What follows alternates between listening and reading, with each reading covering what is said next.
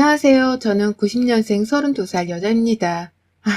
정말 유튜브를 오래도록 애정하며 시청해오긴 했으나 사연을 제보해보기는 처음이네요.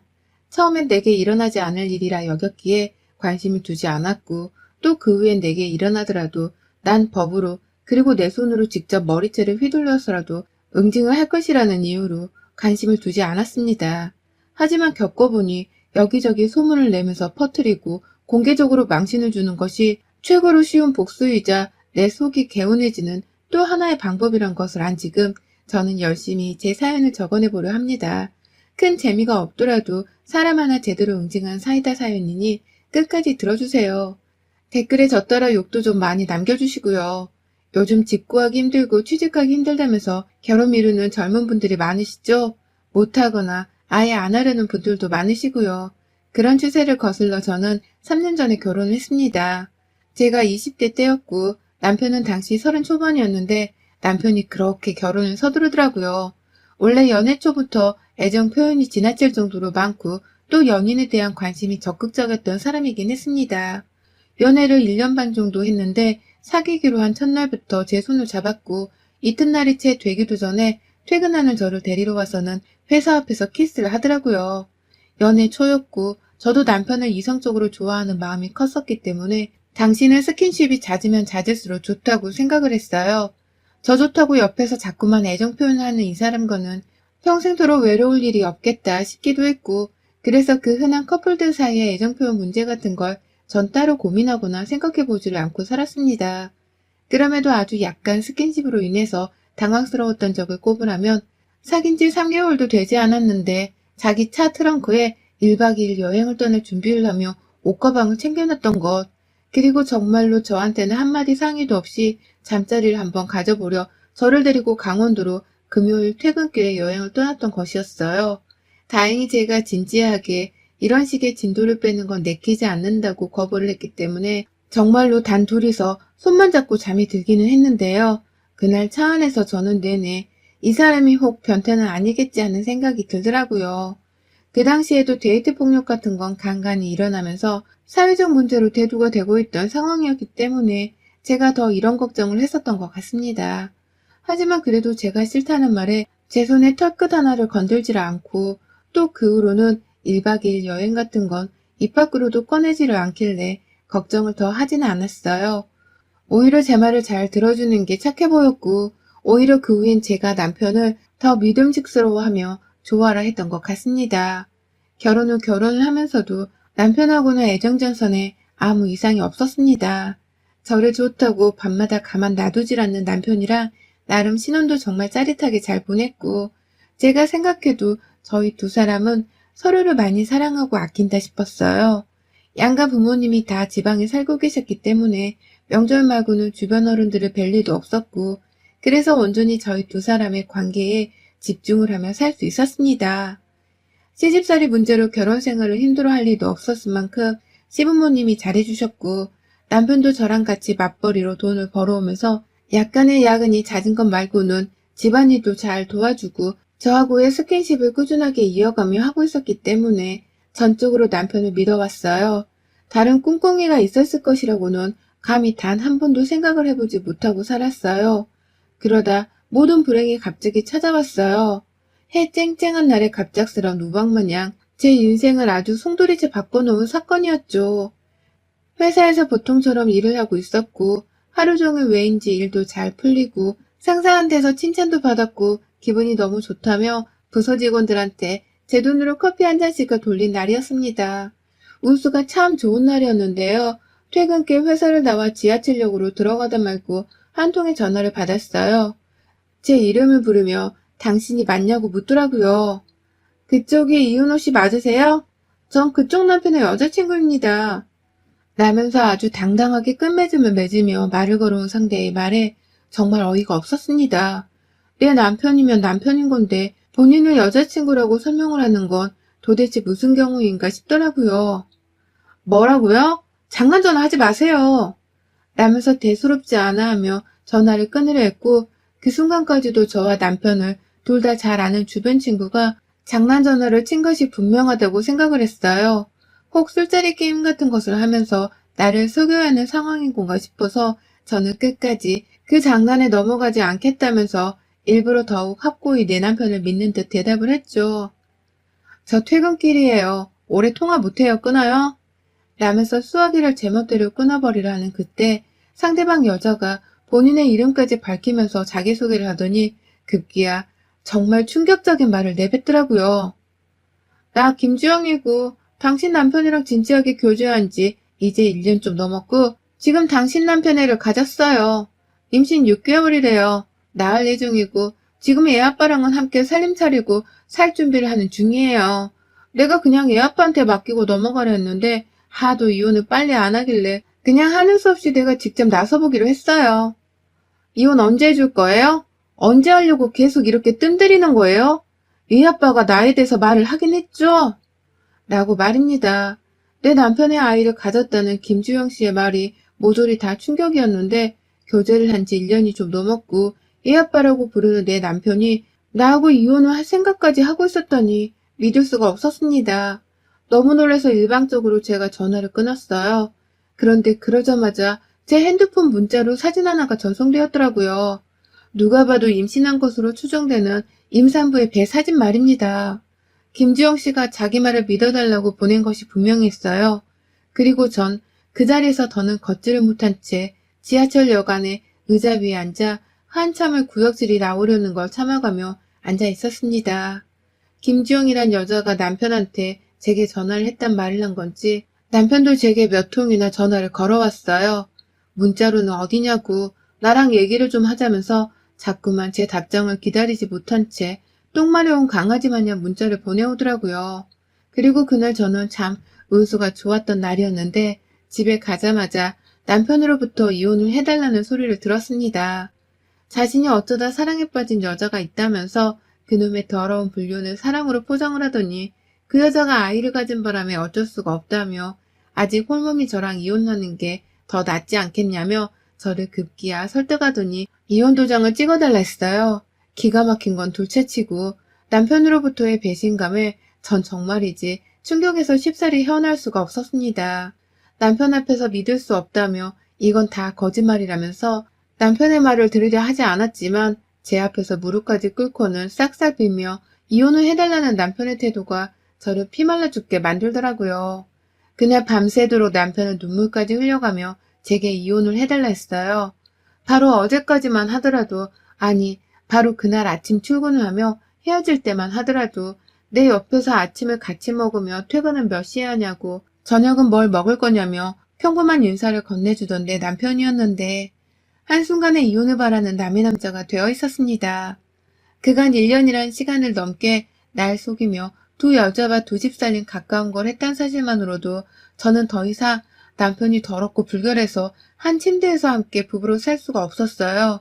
정말 억울하고 얄밉고 죽이고 싶었지만 방법이 없었습니다.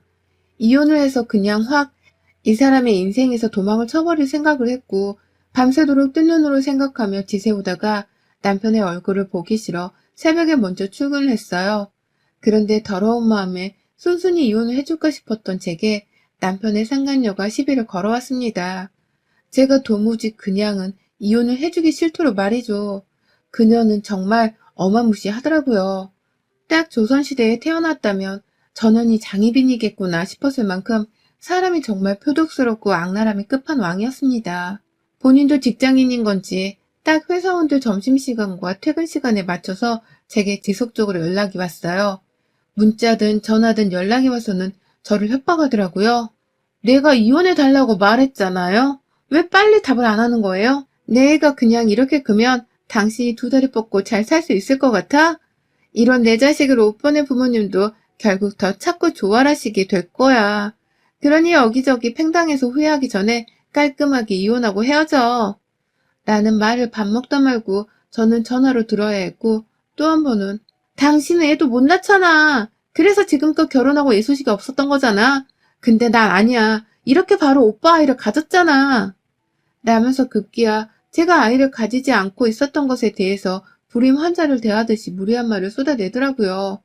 다른 건 웬만하면 참을 수 있었는데 그 부분에서 저도 꼭지가 돌았습니다. 불륜이라는 더러운 짓을 저지른 년의 입에서 나를 비하하고 무시하는 말이 튀어나오니 저도 자존심이 너무 상해버렸거든요. 얼굴 한번 본 적 없는 저를 향해 던지는 그 상간녀의 말이 너무 심하기도 했고요. 저는 하나부터 열까지 상간녀의 모든 문자와 전화를 녹음했습니다. 어찌나 독정이던지 제게 자신을 불러오는 배 사진을 적나라하게 보내주기도 했고, 제 남편은 그 사이 또 상간녀를 만나러 간 건지 남편이 함께 아이용품 매장에서 구경하고 있는 것까지 상간녀가 사진으로 찍어 제게 전송했더라고요. 저야 뭐 집안에서 남편을 본체만 채하면서 상간녀의 도발을 어찌해줄까 싶어 끝까지 이혼 도장을 찍어주지 않고 버티며 살고 있었고요. 그러다 저한테 아이를 못 가진 애 만에 하는 소리와 함께 친정 부모님이 딸내미가 이따위로 살면 좋아라 하겠다며 비꼬우는 말까지 듣고 나니 저도 정말 열불이 나서는 더 참지를 못했습니다. 이혼해달라고 이 개 삐리리냐나 라며 아주 못나게 그리고 바득바득 우겨대는 상간녀의 독한 목소리 부분을 시작으로 상간녀가 제게 짓거린 말들을 따로 녹음 파일로 만들어서는 남편에게 보냈어요. 내가 이걸 니네 회사에 퍼뜨릴까? 아니면 상간녀를 만나서 한마디 조용히 타이르고 합의를 할까? 라면서 문자를 했더니만 그 등신 같은 놈이 생각도 안 하고서는 내가 잘 타이를게 미안해 여보 라고 답장을 하더니만 상간녀한테 보내려고 했던 야 와이프 지금 겁나 열받음 계획대로 되는 중 라는 문자까지도 저한테 실수로 보냈더라고요.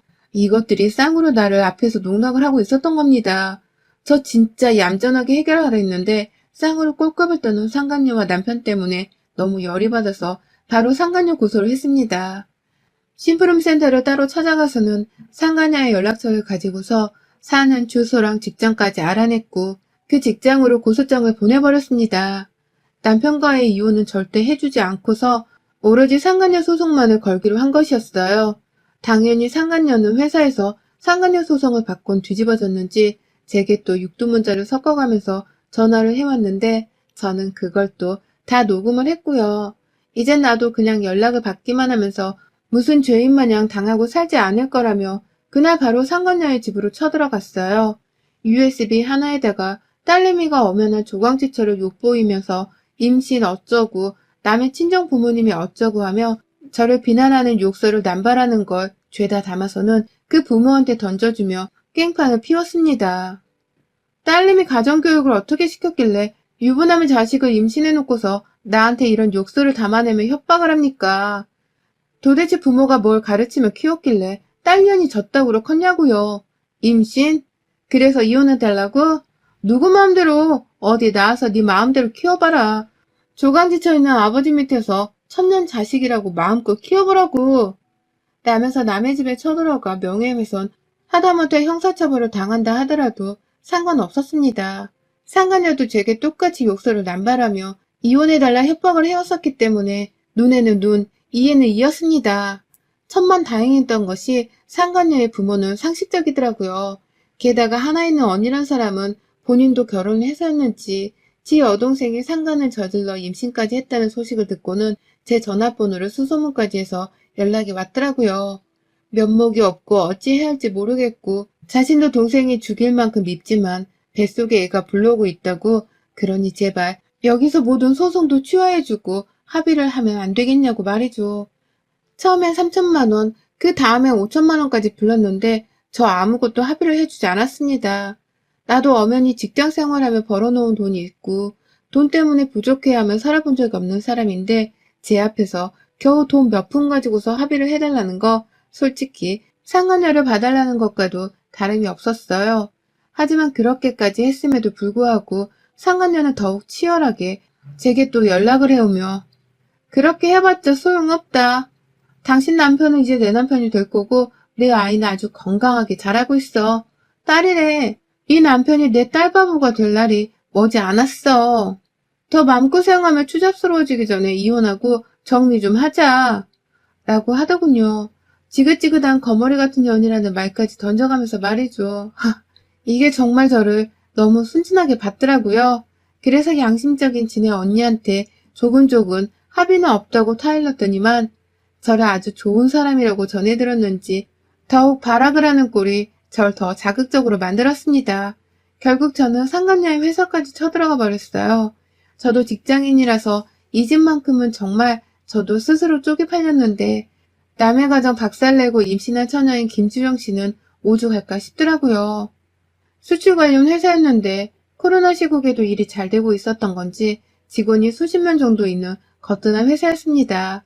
안에 들어가 보니 여기저기 다들 일하느라 바쁜 와중에 낯선 제 얼굴을 궁금해하면서 자꾸 쳐다보는 게 느껴졌어요. 그런 와중에 사람들을 살펴보다 그 회사 안에서 김주영이란 이름을 쓰는 유일한 여직원이었던 내 남편의 상간녀를 맞닥뜨렸고 그 자리에서 처음 보는 그녀의 얼굴이 낯설었지만 사뭇 익숙하기도 했습니다. 심부름센터에서 그 여자 인스타그램 주소도 얻었는지라 SNS도 몇 번 살펴봤었는데 딱 거기서 본 얼굴이더라고요.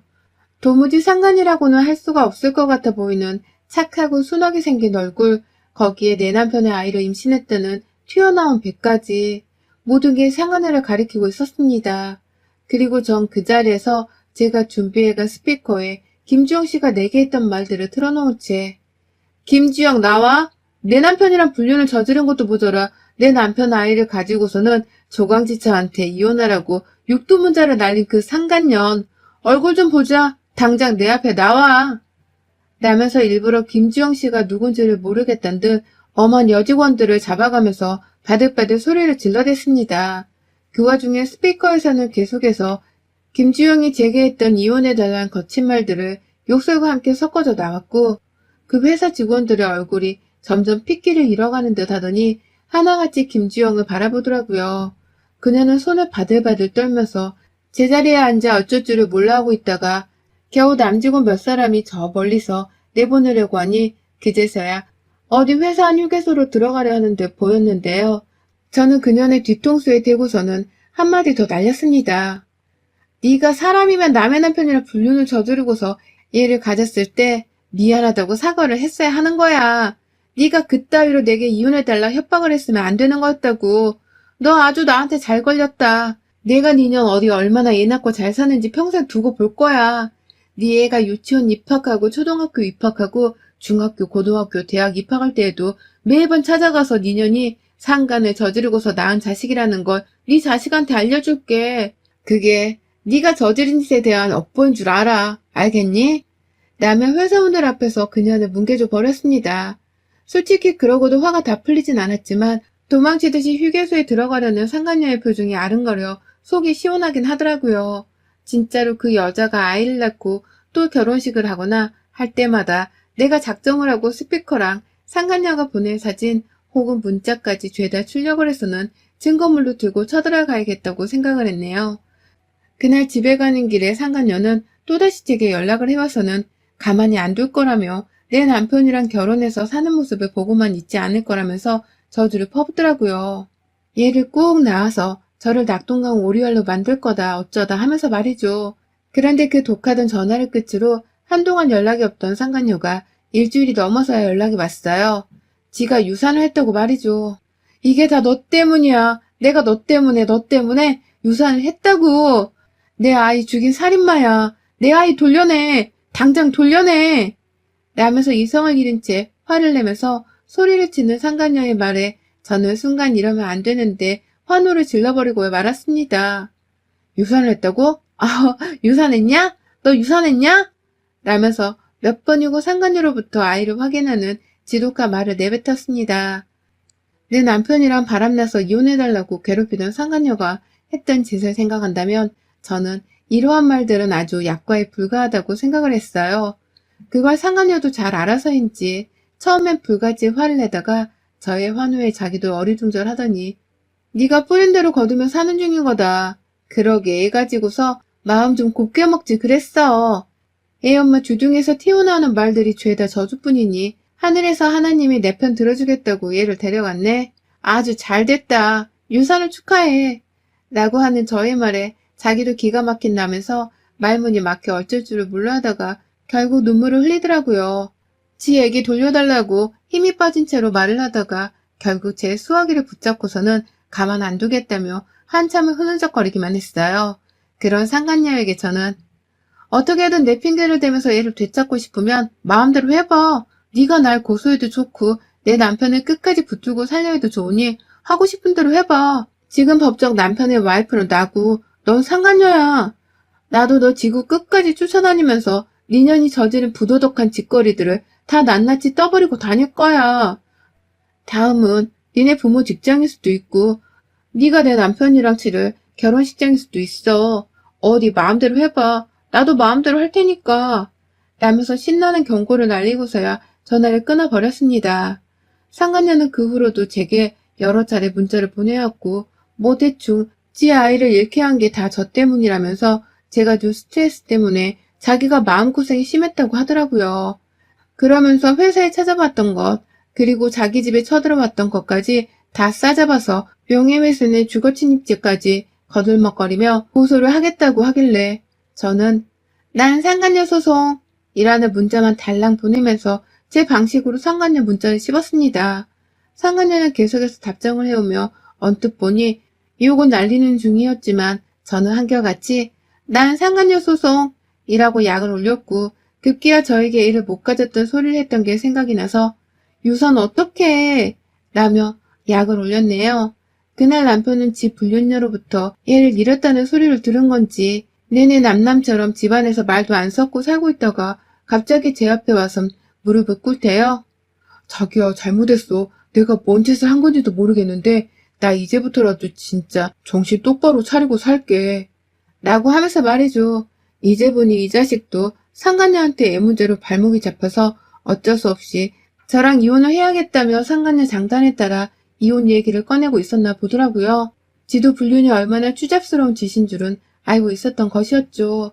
하지만 뭐 그래봤자 얘를 임신시키기로 한 놈이었으니 제게는 똑같아 보였고 단지 이제라도 사과를 하며 얼마든지 상간녀를 버리고 제게 다시 오겠다 하는 남편의 말이 다행이긴 했습니다. 그리고 저는 그런 남편을 받아주는 척을 먼저 하면서 일단 제 눈앞에서 상간녀부터 조지기로 결정을 했어요. 남편의 모든 과거를 용서하고 받아주기로 했다는 소식을 남편으로부터 직접 전해드리며 이별 통보를 받은 건지 상간녀는 내 남편을 포함한 저희 부부를 싸잡아 고소하겠다며 아주 난리였는데 뭐 상간녀 주제에 뭘 고소해서 제대로 할 수 있겠나 싶어서 황당하더라고요. 그래서 저도 얼마든지 고소하라며 고소하면 고소로 답을 해주겠다며 아주 당당하게 버티고 있습니다. 적어도 제가 보기엔 상간녀보다 경제적 여유가 더 있고 그래서 고소도 마음껏 더 할 수 있는 건 저희 쪽이 분명해 보였으니까요. 결국 저로 인해 스트레스로 유산이 될 거 무슨 자신감으로 그렇게 애를 가졌다고 떵떵거리면서 이혼을 해달라 마라 하며 독한 소리를 했는지 상간녀의 남은 인생이 제게 한 짓에 대한 업보로 인해 더 불행하게 되도록 저는 남편이랑 함께 사는 동안만이라도 상간녀를 향한 복수를 실행하며 살려고 합니다. 일단 지금 속이 더 뒤집어지려면서 당장 상간녀 소송도 취하를 하지 않을 생각이고요. 오히려 전화로 하는 협박 연락을 다 녹취해놓고 추가 명예훼손에 대한 고소를 진행할 예정이에요. 깔끔하게 엿먹이고 난 후 남편이랑도 깔끔하게 이혼을 하랍니다. 바람으로 인한 정신적 피해 보상을 들먹이며 말입니다. 바람핀 것들이 제정신에 멀쩡한 채로 사는 꼴을 저는 절대 두고 볼 수가 없거든요. 여러분의 생각은 댓글로 남겨주세요. 오늘도 시청해주셔서 정말 감사합니다.